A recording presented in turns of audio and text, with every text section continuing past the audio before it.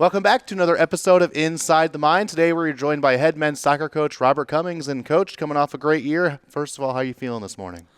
I'm feeling good. Yeah. Blessed, sun's out, Yeah. so I feel blessed every day I'm able to get up. Yeah, definitely. Let's look back on your season just a little bit. An 8-6-4 overall record in your men's soccer season. Kind of talk to me about how you guys were feeling in the summer going into the season. You guys were picked 11th in the GLVC, obviously. So coming into last season, I think there was the unknown because we haven't been there. But I think, those on the outside, what they didn't realize was that first recruiting class when I first got here in 18 and then 19, 15 new guys never had a spring for over 2 years. Yeah. And the spring is where we established our cultures, where we establish everything we want to be as a team program and all that type of stuff. And then when we finally were able to get that first spring, you could start to see things trending in the right direction. And then, I think, in 21 we had a hot start, 6-2 and something, and we had some injuries and things happen.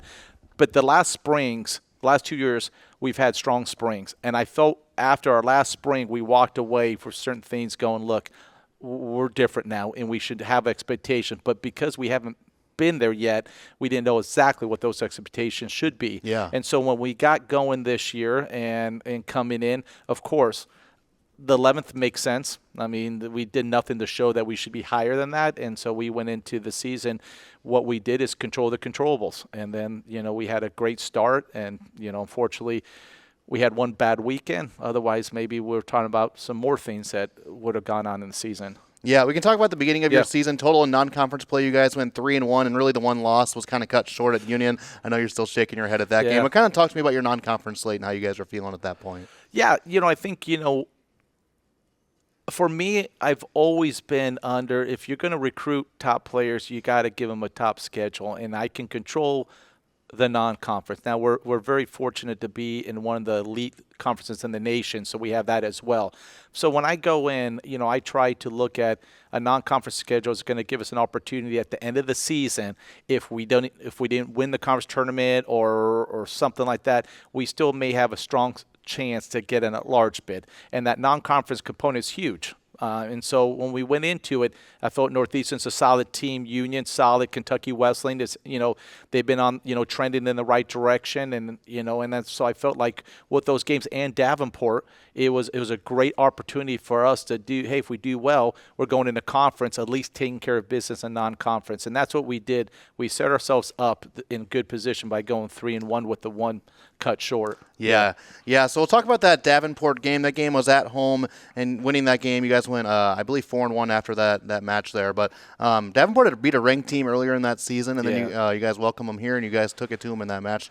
Walk me through that match here at home. Yeah, I think, at that point, it just became, understanding who we were. I mean, we know they beat I think earlier, if I'm not mistaken, I think they had beat Maryville, but then they beat Tiffin, who I believe at the time was top 15, maybe even top 10 in the nation, and they beat them at their place. So we knew they were going to come with, with emotion, excitement, and all that. And what we told the guys is this is our opportunity to kind of showcase and now prove to ourselves only that, hey, we can compete. And so we went in with a plan, and we stuck to it. And I think, we frustrated them a little bit for what they wanted to do, and we just kept doing us, and ultimately ended up with a, great 1-0 victory. And not only because of win, but a shutout as well. And those are always great. Yeah, definitely. You guys had a lot of shutouts this year. We'll get to that a little bit later. But then you guys kicked off your full GLVC slate, which you had a rough road. But Drury, Maryville, Elmsville, Illinois, Springfield, you guys all either won or tied those matches. Talk to me about that stretch and how your guys were feeling. Yeah, I think, in that stretch as we start off the season, the first one was Lincoln, and I think they were the unknown. Nobody knew what to expect from them. But I just, throughout the summer, when I would speak to other coaches and even their coach, I was like, you guys are going to be good. I just, I knew that they were either going to be very organized or they were going to be scared, but they were going to be mainly all internationals, which they were, and, they were well coached. And so when they came, we knew we couldn't match them in athleticism. I mean, they were a very athletic team with speed everywhere, and we had to be okay letting them have the ball and being disciplined, and that was a good opening win. And then we went to Drury and had a great, result there on the road. Anytime you can get a point on the road. And then, we go to, So obviously Maryville, and that was a tough situation because weather-wise. Yeah. And, throughout the week they were trying to change the times. And so our guys had to deal with a lot of different changes, but they stuck to the plan, ultimately getting a great result. And then unfortunately we just needed 5 more minutes, but I think it was a testament to our guys that, at the end of the match, UMSL knew. They basically collapsed knowing they survived, what could have been and should have been probably a win for us in that match at least. But, I think that's what we do is we look at the season, we look at these games, and it was a great start. And at that point with Springfield, too, with a new coach, they had a lot of guys, though, that had been part of the NCAA tournament the year before, just like Maryville. We knew they were going to be good because even though both programs had a new coach, they had A, successful coaches coming in, and B, they had a lot of guys still left over from, making the Elite Eight run for Maryville and then for Illinois Springfield. So, they were going to be led player-wise in terms of understanding what winning's like. And so it was a great way to start. Yeah, and that UIS match, a 2-1 victory here at home. Mike Banisic with 2 goals, including the game-winning goal. Kind of talk to me about him and the season he had, especially in that game. Yeah, I think, with Mike, that was a game I thought, okay, he'd break out and he'd get into his form. But I think if you ask Mike, he was a little disappointed in the year in terms of what he was hoping goal-wise he would be from the year before because he didn't quite meet that same expectation. I think earlier on there were some opportunities that he knows that he should have put away. And, but I thought after that game that he'd go off and then he'd, all of a sudden make a run like he did last year. But unfortunately it didn't quite, work out for that. But he's a great player. It's tough to repeat in this conference what you did as a freshman, right? Coming in. And I think now I'm very excited for him and what he's going to do as a junior. And I think, he had a great spring for us, just like many other players did. And I think, so I'm excited to see him and what he does as a junior because I think he's really anxious to get back out there and showcase, that, hey, last year, those 4 goals, I've got more in me. Yeah, definitely. We'll talk about the rest of your season. It almost came down to the last weekend. You guys could have snuck into the tournament in the back door there. Yeah. It really came down to that last match against Rockhurst, a 1-3 loss for your squad. But just kind of talk to me about that weekend with SBU and Rockhurst. Yeah, so that weekend, we knew when we left Willem Jewell and Truman State, we left points on the board. And I guess not only in the big picture, some will say that was where we were in the NCAA tournament and then we took ourselves out of the NCAA tournament talk and then also hurt us in terms of the conference tournament.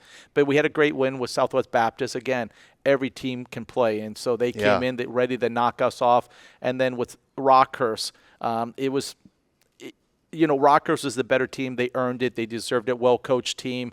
But I felt in that game, I can't put my finger – I don't know if it was senior day. It was just we were off. We didn't come with the same type of energy that we had, in previous games, and that's a little bit of why we're thinking of trying to adjust senior day because I just feel like there's a lot going on, and then you're trying to win, to get into the conference tournament, but you're trying to get seniors and all that. So I felt like maybe, moving forward, we need to make an adjustment in order to take the focus away from that and make it on, hey, what we're trying to do. Yeah. But it was a bitter pill to swallow because it's senior day, but then we know that, hey, we didn't take care of business. So. Yeah. We'll talk about some of your standouts. We'll talk about some of your seniors as well. Mustafa Hassan, he had 2 goals, 3 assists, 7 total points. Talk to me about his career that he had at S&T.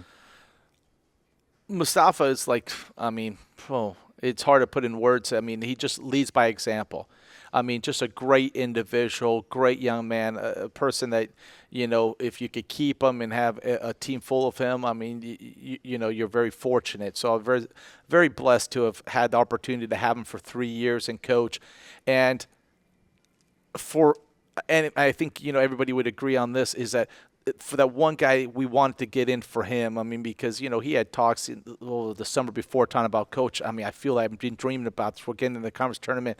And I think, it hit him the hardest, I think, not getting there because we were right there. And so if you can get anyone, something, we want to get, Mustafa and the rest of the seniors, to where we felt like we should have been. We talk about your back line of seniors that you had, Andy Andrio, Dalen Furker. Kind of talk to me about their careers and the lasting impact they made on that defensive line for you. Absolutely. I think Dalen, if you look at the year before, he did decent. He was, he was behind. He was playing minimal minutes, but he just came out of nowhere. When you look at the season he had, I wouldn't have predicted that. I mean, he was a stellar. He was strong. He was solid technically, and then Andy too. I mean, I felt like Andy had been, part of our, rotation since a freshman, but I felt like his best year was his last year. I mean, he was focused.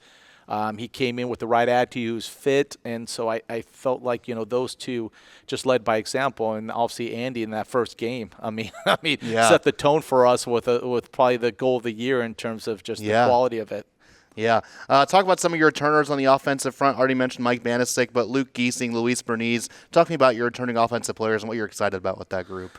Yeah, I'm excited, with the group coming in because I feel like we lost some great seniors, but when you look at just totality of points, goals, and all that, I think our returners understand that a lot of the guys left some points on the board that they have the opportunity to do, and I think Luis is one of them. I mean, he had a great goal against Kentucky Western. You're thinking, hey, this is the beginning. If he can give us, 4 or 5 goals, we're going to be all right. But then there was a big stretch before he kind of got to that next goal. But he had a great spring, scoring goals for us. And then you look at Luke, and the thing I told Luke is just be careful and not fall into complacency. I mean, when you come in as a freshman and you play and you have success, I think sometimes that transition to sophomore, you think it's going to be easy again, and it's not. And I think that's where we talk about with Mike. And not to say Mike thought it would be easy, but I thought, hey, I can repeat what I did as a freshman. But the edge is lost a little bit. You got to have that edge because there's always something that you can strive to get better at. Yeah, Giesing had a great year. We'll move to the midfield and the defensive front. Your returners, you're not bringing back Jimmy Sanchez, Mustafa Hassan. We talked about him. But kind of talk to me about what you're excited about in those two fronts. So what I'm excited is the guys that weren't part of our rotation this year. Yeah. I mean, when you look, for instance, if we look at the back line really quick, just going over there. Yeah. Our starters of right now are 2 guys that one was a redshirt freshman and Jake, who, just had a fantastic spring for us. And so I thought that was a position I was going to have to recruit him, but he did a great job. And I think, he goes in opening day as our right back right now. And then Joseph Summer had a fantastic. And I think what people don't realize about Joseph is, he was 2 years removed because, he was a transfer from NIU, but he went a whole year with an internship. And so I think that you could tell in his first season back with us, it was trying to knock off the cobwebs and all that. Yeah. And then you look forward, and we've got guys like Zion. Zion couldn't play for us this year. It would have been a big help for us.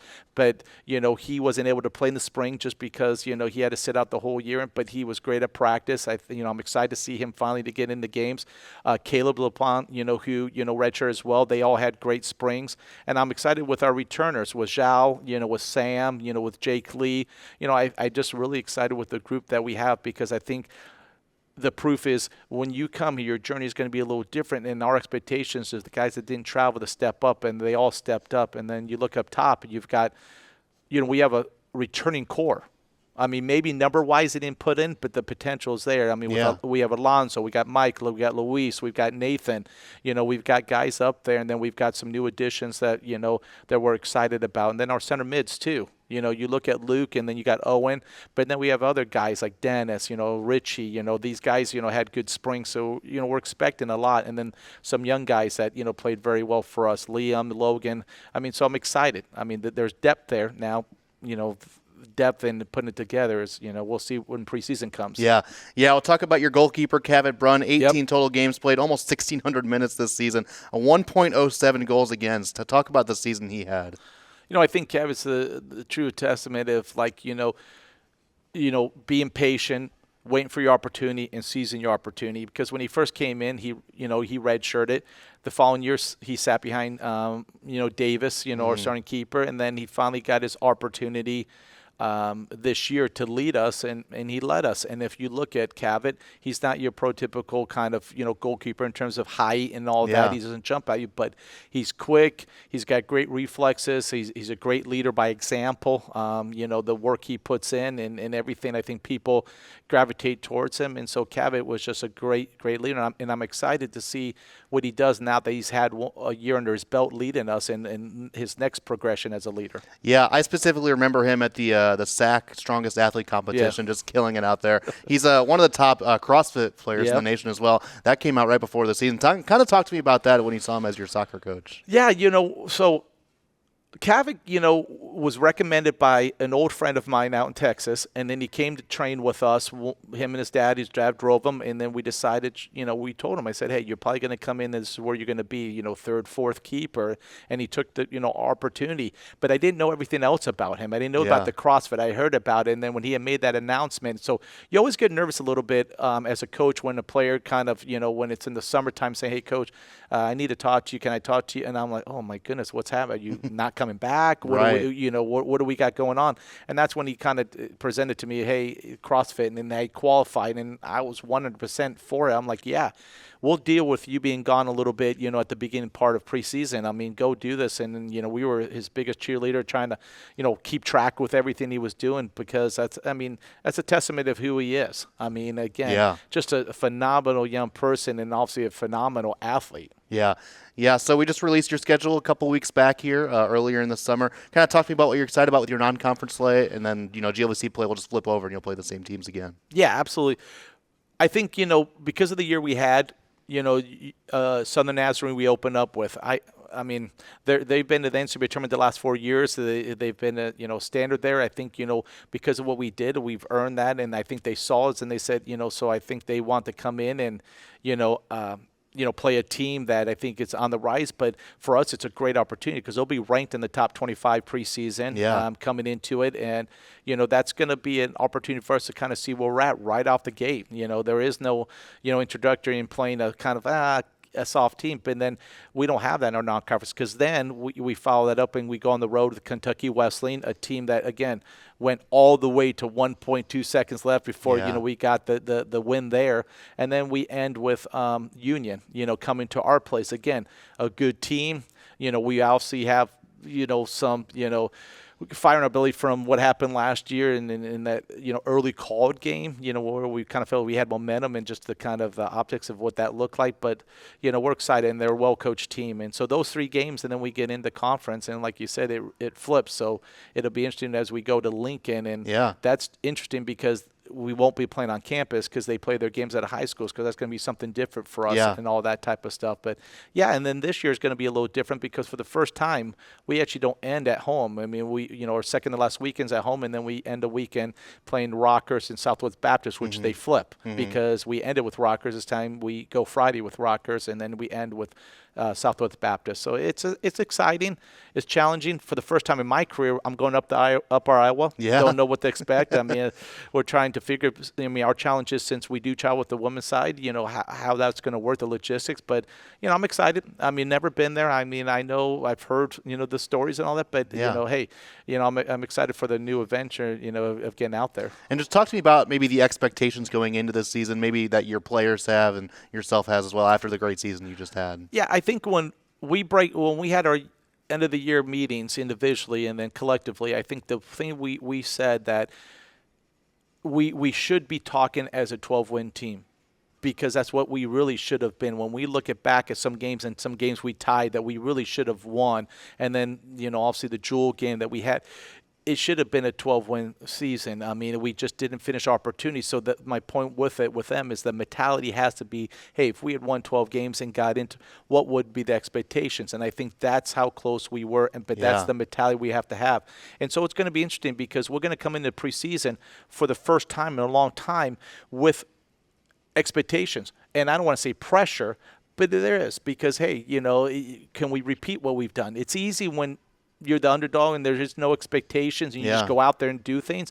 But I think, we have to learn from the past. We have to learn from, when we kind of lost a little bit of confidence because we hadn't been there. But now we got a taste of all that, and I'm excited. I think the group is a great group. I mean, we got great returners coming back, and then we have great new guys coming into the system. But once we have that first, I guess, fitness of the year, we'll see where we were. Yeah. And I'll tell you what, that's what set the tone this year.